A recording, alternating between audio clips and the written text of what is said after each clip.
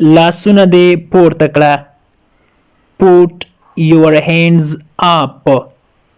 Put your hands up. هغه دننه راوله. Get him inside.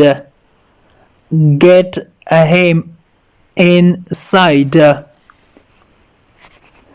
یو څه وخوره. Eat something. Eat something. یو څه وڅښه.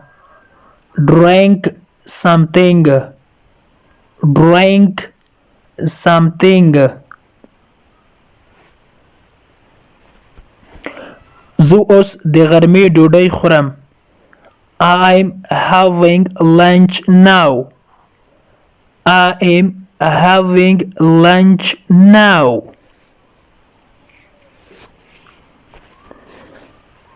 د بس اډه چیرته ده یا د بسونو اډه چیرته ده. Where is the bus station? Where is the bus station? د بس اډه چې ده د پارک شاته ده. The bus station is behind the park. The bus station is behind the park.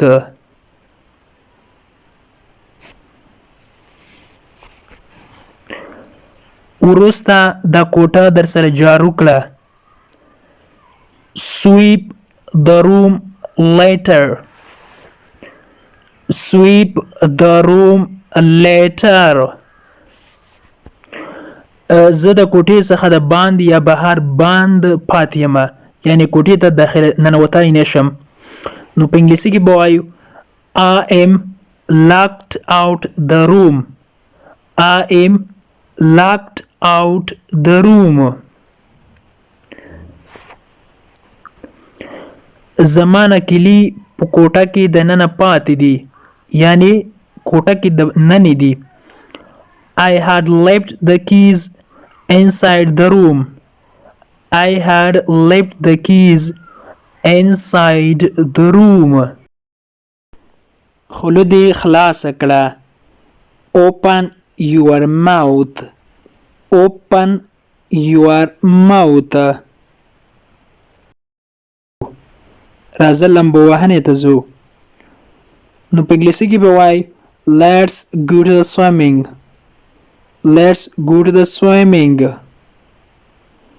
Let's go to the swimming. آیا ستا چارجر استعمالولی سم یا کارولی سم یا اجازه ده چې ستا چارجر استعمال کم؟ نو په انګلیسي کې به وایو Could I use your charger?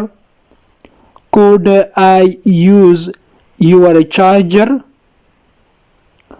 موږ ستا پلویان یو یا ستا طرفداران یو. We are pro of you. We are pro of you. pro ویل کېږي طرفداران یا پلویان. څراغ روښانه کړه یا ګروپ بل کړه.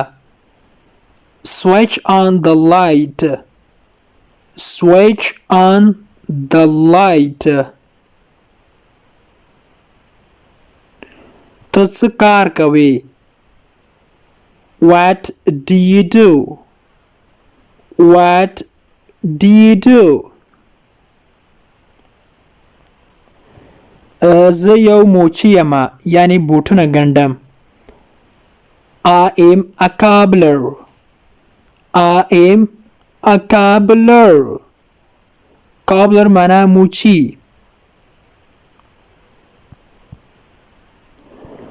زه به ستا فشار وګورم. I will check your blood pressure. I will check your blood pressure. blood pressure معنا د وینې فشار.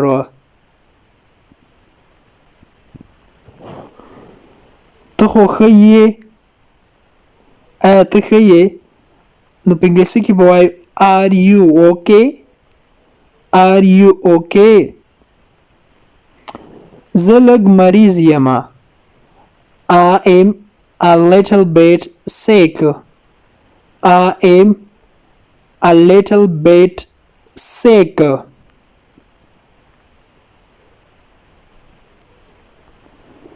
زمونږ په هیواد کې اوس امن ده.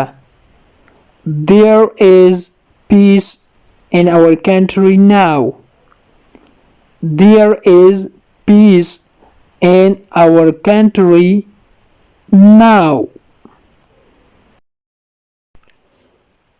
د انګلیش ټو پښتو لرنینګ کورس ګرانو زده کوونکو د نن ورځې کلاس تر دې ځای پورې و. هیله ده چې یو څه مو ورڅخه زده کړي وي. که غواړئ چې انګلیسي ژبه په سیمپل ساده پښتو ژبه کې زده کړئ نو مهرباني وکړئ زموږ انګلیش ټو پښتو لرنینګ چینل در سره سبسکرایب کړئ او ترڅنګ یې د بیل آیکن ووهئ او بیا په آل کلیک وکړئ. دې سره به زموږ هر نوی کلاس چې موږ یې روزانه اپلوډ کوو تاسو ته په خپل ټایم در ورسیږي. او که چیرته کومه غوښتنه نیوکه یا پیشنهاد لرئ نو مهرباني وکړئ موږ ته یې په کمنټ باکس کې پرېږدئ.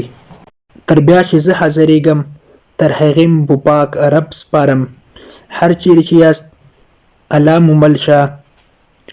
Thank you so much for watching.